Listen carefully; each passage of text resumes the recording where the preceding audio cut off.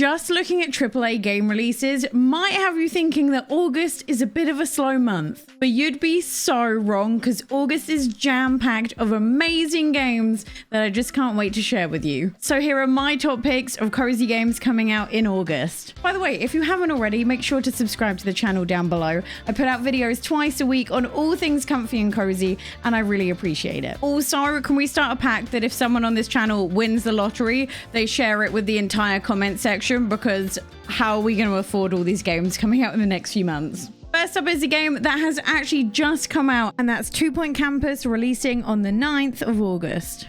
If any of you have been on this channel for a while, you'll know that I am a huge 2 Point Hospital fan. In fact, my first ever YouTube videos on this channel was all about 2 Point Hospital. Only one remains, as they're all terrible, but I adore this game. And I'm so glad 2 Point Campus is finally here. A game where, you guessed it, you run a university campus. Seeing as I spent over 8 years at university, in theory, I should be amazing at this game. You control every aspect of university life, from building every building, lecture theatre, study room, and university halls. Is halls a British term? Dorms? Either way, you build those. Much like 2 Point Hospital, it has a gloriously witty and funny take on the whole campus thing. There's a night school where you learn how to joust, and a salvatory gastronomy where you build enormous pies and pizzas. To say I'm excited for this game is a huge understatement. And by the time this video goes out, I would have probably already started playing it. This is future Eeowna just saying I've played about 2.5 hours of this game and I'm absolutely loving it. Next up is Lost in Play, which is releasing today, August 10th. Cozy gamers, you are going to want to sprint, not walk, to check this game out. It is every cozy gamer's absolute dream. This game isn't even out yet and it's already award winning, and I feel like not enough people are talking about it. Lost in Play sees you help a brother and sister on an epic, imagination fueled journey back home, and it's guaranteed to give you all the heartwarming and uplifting feels you could ever want. I mean, look at this freaking art style. I adore it. This game will see you figure out puzzles, solve mysteries, and even take on mini games. You basically take part in an interactive cartoon. One thing I love about this game is that it has no dialogue, as everything is communicated visually in a way that everyone can understand. As sometimes words are hard, and I cannot wait to get my hands on this game.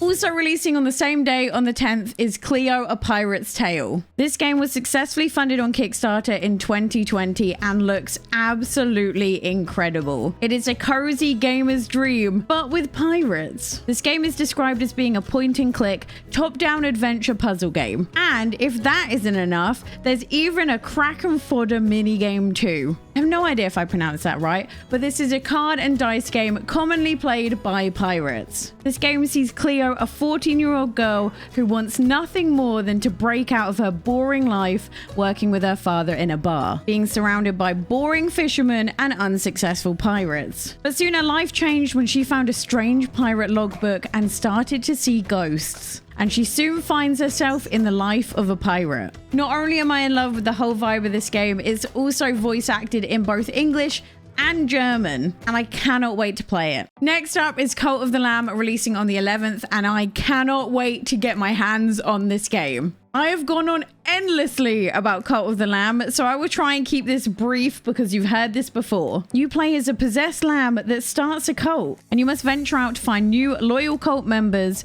in a bid to be the one true cult. Through randomly generated dungeons, you set out to destroy every single non-believer. I have never found a game so simultaneously cute and terrifying at the same time. So you might be wondering, Eeowna, how is this at all cozy? There is farming. I don't make the rules. If a game has farming in it, it is inherently cozy. See, not only do you fight the non-believers, you're also in charge of making the best cult base possible, where you decorate, farm, and forage, as even a scary cult needs a cute place to call home. Then on the 12th is Voyage. Now, I believe this game is already out on PC, but it's coming to the Switch very soon. This hand-drawn cinematic adventure game is all about shared exploration.